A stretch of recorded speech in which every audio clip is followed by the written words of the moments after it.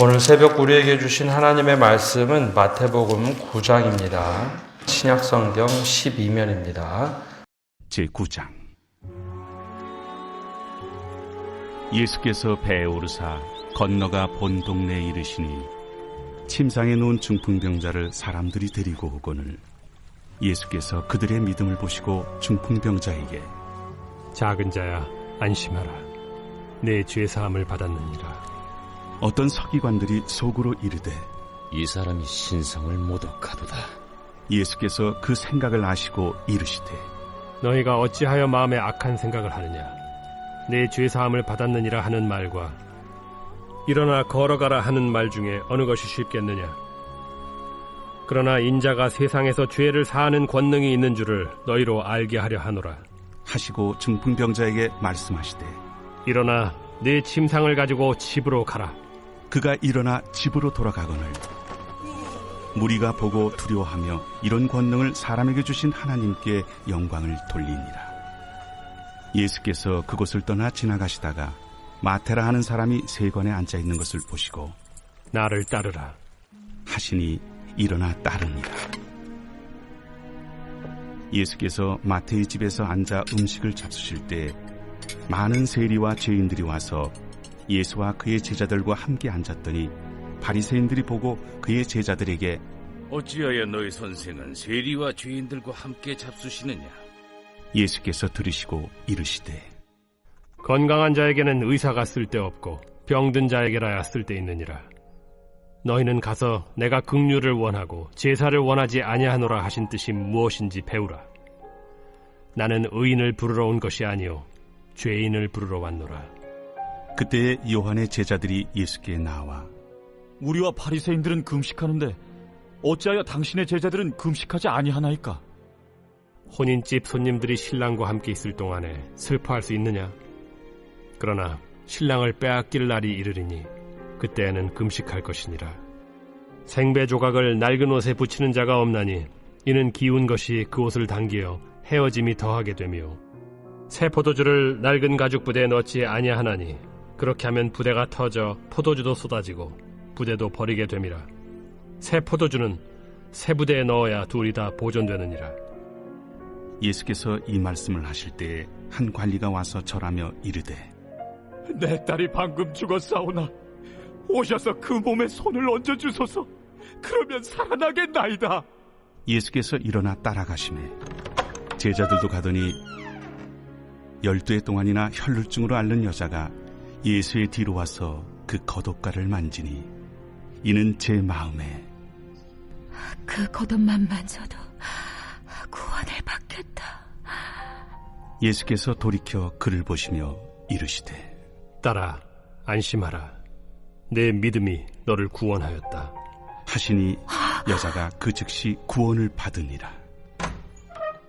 예수께서 그 관리의 집에 가사 피리 부는 자들과 떠드는 무리를 보시고 물러가라, 이 소녀가 죽은 것이 아니라 잔다 하시니 그들이 비웃더라. 무리를 내보낸 후에 예수께서 들어가사 소녀의 손을 잡으심에 일어나는지라. 그 소문이 그 온 땅에 퍼지더라. 예수께서 거기에서 떠나가실새 두 맹인이 따라오며 소리질러 이르되 다윗의 자손이여 우리를 불쌍히 여기소서. 예수께서 집에 들어가심에 맹인들이 그에게 나아오거늘 예수께서 이르시되 내가 능히 이 일 할 줄을 믿느냐? 주여 그러하오이다.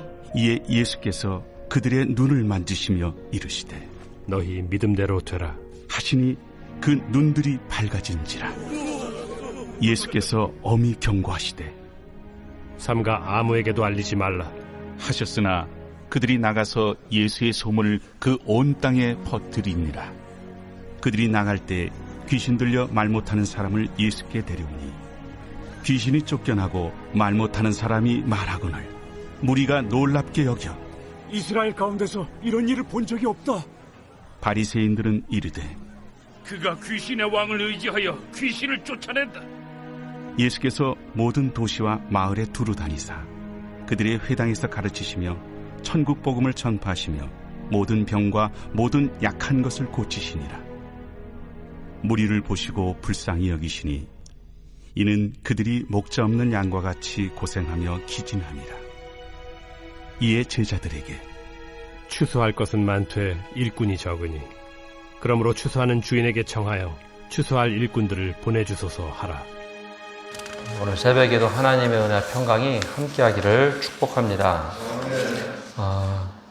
오늘 말씀은 하나님 나라를 이루어 가시는 과정 중에 전도라는 관점으로 함께 말씀을 보려고 합니다. 우리가 한 달 뒤면은 우리 새생명 축제 전도주의를 갖는데요. 오늘 이 말씀은 우리에게 좀 필요한 말씀이 아닌가 생각이 됩니다. 전도라는 것은 말 그대로 예수 그리스도의 십자가의 도를 전하는 것이고 또 하나님 나라 복음에 초대하는 게 전도입니다. 전도를 하면 한 사람이 복음을 바로 수용하는 경우, 예수님을 믿는 경우도 있지만 대개 바로 이제 복음을 듣고 수용하는 경우는 거의 없습니다. 그래서 연구를 해보면 전도를 받는 사람들은 보통 100번 정도 예수 믿자 혹은 교회 가자라는 말을 듣는다고 합니다. 100번 정도 전도를 받는다는 것이죠. 그래서 우리가 전도하는데 누가 거절을 한다면 내가 100번 중에 한 번을 채웠다라고 생각을 하시면 됩니다. 이 거절감이 좀 어려워서 그런데 이 거절감을 좀 뛰어넘으면 내가 100번 중에 한 번은 채웠구나. 내가 전도했는데 교회 가겠다 혹은 예수를 믿겠다면 내가 100번째를 채웠구나 생각을 하면 됩니다. 더 나아가 우리가 전도한다는 것, 예수님 당시 이 모습과 지금은 예수님의 몸된 교회를 어떻게 이해를 하느냐 필요한데요. 우리가 전도를 하고 또 복음을 수용하는 것은 예수님을 만나는 접촉점이 있다는 겁니다. 바로 지금 현대는 주님의 몸된 교회가 바로 접촉점 중에 하나가 아닌가 생각을 합니다. 가장 먼저 오늘 말씀에는 예수님이 중풍병자를 고치시는 말씀이 나옵니다. 이 중풍병자라고 하는 것, 지금은 뭐 과학적인 사실로 뇌혈관에 문제가 생겨서 이 중풍이 생기죠. 근데 이것을 그 당시 이제 관점으로 보면 이 중풍병자는 하나님께 예배드리고 싶어도 몸이 부자연스러워서 움직일 수 없어서 영적으로 고립되어 있는 사람을 말합니다. 요즘처럼 미디어가 발달한 시대가 아니라 집에 누워 있을 때는 모든 것이 단절이 되죠. 요즘은 뭐 라디오나 미디어를 켜서 볼 수가 있는데 당시에는 완전히 고립된 사람입니다. 그에게 필요한 것은 몸이 회복되는 건데 이 몸이 회복된다는 것, 그것은 다시 하나님께 나아갈 수 있다는 것을 얘기하죠. 근데 그에게 지금 실질적으로 필요한 건 몸 회복인데 어떻게 해도 이게 회복이 안 되는 겁니다. 그래서 그에게 누가 필요했는가 하면 먼저는 친구들이 그를 데리고 예수님 앞으로 데리고 오죠. 아마 오늘 마태는 그렇게 자세하게 적지 않았는데 누가는 이 모습을 굉장히 상세하게 적습니다. 정말 거동이 불편한 사람을 움직이려면 어떻게 될까? 누가복음에 보면 침상째 이 중풍 환자를 데리고 나옵니다. 침상을 들고 나왔다면 적어도 최소한 4명 이상의 사람이 필요했을 겁니다. 당시 우리 요즘처럼 그런 침대도 아니고 사람이 누울 수 있는 침대였기 때문에 침상째 내 귀퉁이에서 침상을 들고 이 사람을 데리고 왔겠죠. 우리가 주님 앞에 한 사람을 데리고 나오기 위해서는 이렇게 사람들이 필요합니다. 한 마음을 가지고 한 뜻을 가지고 한 사람을 전도할 때 비로소 그 사람의 마음을 움직일 수 있습니다. 나 혼자 하는 것도 전도의 문을 열긴 하지만 내가 누군가를 전도하겠다 마음을 먹으면 나 혼자의 힘이 부족할 때 그 주변에 있는 사람들과 함께 그 사람을 전도하는 겁니다. 그래서 마음을 같이 하고 적어도 한 3-4명의 사람들이 이 사람을 위해서 헌신을 하고 노력을 할 때 그 사람의 마음이 움직이기도 하고 그 사람이 물 에워싸고 있는 영적인 침상째 우리가 들고 주님 앞에 데리고 나올 수가 있죠. 그래서 이 4사람, 5사람 이상의 사람들이 한 마음을 품는 게 중요합니다. 어떻게 주님 앞으로 데려갈 수 있을까? 중풍병자는 물리적으로 움직이지 못하는 사람이었다면 지금 영적인 중풍병이 있어서 아무렇게 움직이지도 못하고 가만히 있다면 우리가 그 삶의 영역을 푹 퍼서 주님 앞으로 인도하는 겁니다. 근데 그 결과를 보면 2절에 이렇게 말씀합니다. 침상에 누운 중풍병자를 사람들이 데리고 오거늘 예수께서 그들의 믿음을 보시고 중풍병자에게 이르시되 작은 자야 안심하라 내 죄사함을 받았느니라. 여기서 독특한 것은 중풍병자의 믿음을 보신 것이 아니라 그들의 믿음, 친구들의 믿음을 보시고 예수님이 한 사람을 회복시키더라라는 겁니다. 우리는 우리의 믿음이 있어야 예수님을 믿는다고만 생각하는데 주변에 있는 사람들의 도움을 통해서 주님을 만나게도 하고 주님께서 그 주변에 있는 사람들의 믿음을 통해서 한 사람을 회복시키신다라는 겁니다. 중풍병자를 치료하실 때는 중풍병자의 믿음이 아니라 주변에 있는 친구들의 믿음을 보시고 그를 만나시죠. 바로 이게 이제 전도의 과정입니다. 우리 한 사람을 주님께서 살리실 때도 주변에 있는 사람들이 어떻게 전도해서 나오느냐. 그래서 주님이 그렇게 한 사람을 만나주십니다. 그럼 우리가 해야 될 일이 무엇인가? 이 중풍병자 친구와 같은 사람들의 역할을 하는 겁니다. 우리의 믿음을 보시고 한 사람을 구원하실 수 있다는 거죠.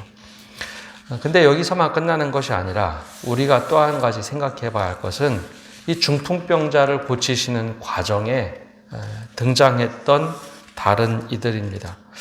서기관들 3절 4절에 보면 서기관들이 예수님을 신성모독했다라고 막 얘기를 하죠. 마음에 악한 생각을 했다 예수님이 꿰뚫어 보십니다. 예수님을 공격하긴 한 건데 이것을 좀 다르게 표현하면 복음을 우리가 선포하고 주님 앞으로 인도하는데 꼭 이것을 방해하는 이들이 있다는 겁니다. 지금은 다른 모습으로 새로운 사람들이 나왔을 때 무심코 던지는 말이 그들이 예수를 믿고 정착을 해야 되는 과정에서 어긋나게 하는 사람들이 있다는 겁니다. 이건 오시범입니다. 아무리 예수님이 하시는 일이 마음에 안 들었어도 한 사람을 향한 예수님의 뜻을 자꾸 막는 것, 이것은 한 사람이 회심하도록 만드는데 걸림돌이 되는 거죠. 이 서기관들의 모습이 우리 안에 조금이라도 있다면 그것은 우리 스스로 한번 돌아봐야 됩니다. 예수님을 율법의 틀로 재단하는데 지금으로 얘기하면 반대로 한 사람이 회심해서 정착하는데 막는 사람들이 있다는 거죠. 우리가 그 방해꾼을 조심해야 합니다. 한 사람이 회복되기 위해서는 주변에 있는 모든 사람들의 노력도 필요하고 거기에 걸림돌이 되거나 방해꾼이 되어서는 안 된다는 것이죠. 그래서 주님 앞으로 인도하는 것이 바로 우리가 해야 할 일이고 그 걸림돌을 제거하는 겁니다. 그래서 8절에 보면 우리가 보고 두려워하여 이런 권능을 사람에게 주신 하나님께 영광을 돌리니라. 근데 여기서 정확하게 원문을 보면 이런 권능을 사람들에게 주신 하나님께 영광을 돌렸다라고 되어 있습니다. 사람들에게. 즉 교회는 바로 이런 권능을 받아서 하나님께 영광을 돌리도록 한 사람을 회심하도록 만드는 곳이 교회라는 곳입니다. 그래서 누군가가 회심하여 올 때 걸림돌이 되는 사람들이 없어야 합니다. 정말 축복하고 주님께 인도하는 교회가 되어야 합니다. 두 번째, 이 전도에 필요한 사람들은 내 기준이 아니라 하나님의 관점에서 하나님이 필요한 사람들이라는 겁니다. 우리는 사람들을 볼 때 육체의 모습을 가지고 있기 때문에 편견이 있습니다. 근데 주님께서 바라보신 관점은 13절에 나오는 관점입니다. 너희는 가서 내가 궁유를 원하고 제사를 원하지 아니하노라 하신 뜻이 무엇인지 배우라. 나는 의인을 부르러 온 것이 아니요 죄인을 부르러 왔노라 하시니라. 정말 주님을 필요로 하는 사람은 죄인이라는 것이죠. 그리고 아픈 환자라는 겁니다. 근데 우리는 잘못 생각하면 아니, 저 사람은 저런 모습을 가지고 있기 때문에 주님이 필요하지 않을 것 같아. 불편할 것 같아. 저 사람이 예수를 믿으면 불편할 것 같아. 저 사람이 나와 함께하면 불편할 것 같아. 이게 바로 이제 거꾸로 내 시각에서 판단하는 거죠. 주님께서 원하시는 것은 긍휼을 원하고 제사를 원하지 아니하노라라고 한 것은 하나님의 긍휼이 필요한 사람을 바라보시지 예배 잘 드린다고 떵떵거리는 겸손을 잃어버린 사람을 원치 않는다는 겁니다.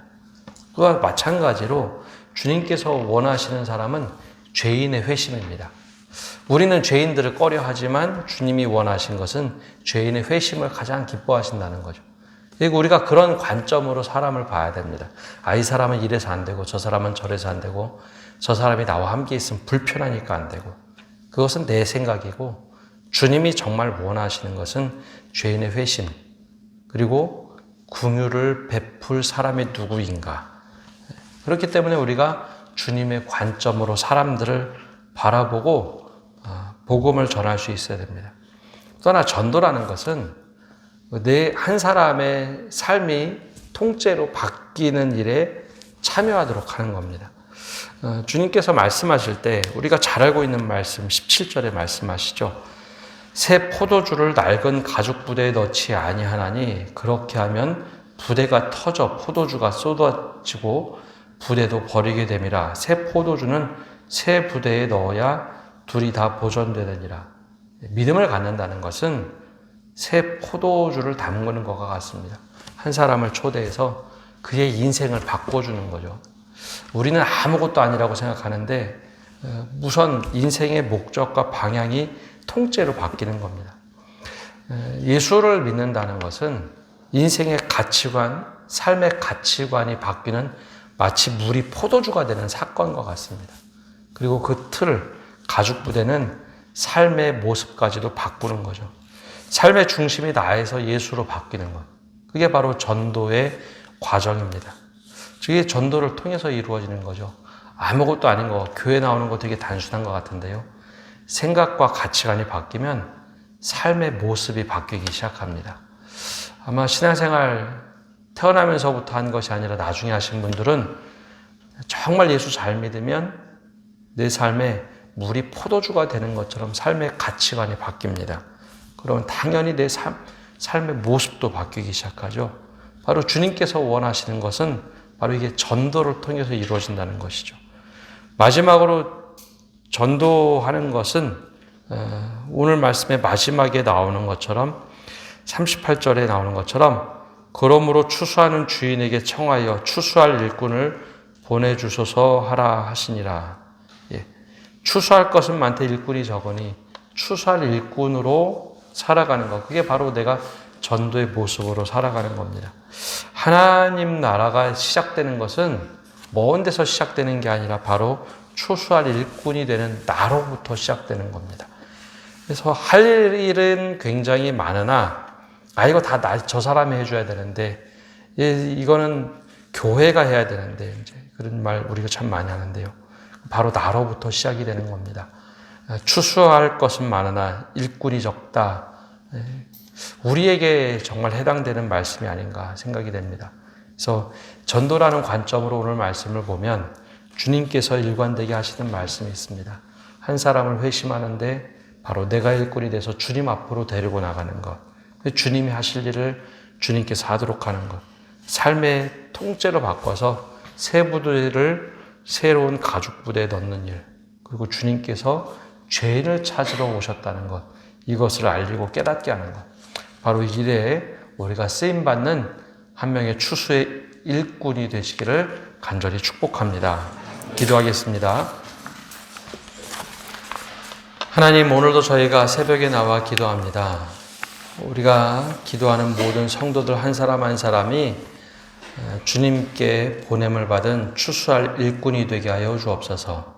세상에 해야 할 일은 정말 많으나 정말 그 일들을 관조하는 사람들은 많지만 직접 주님의 일꾼이 되어서 참여하는 사람들은 적습니다.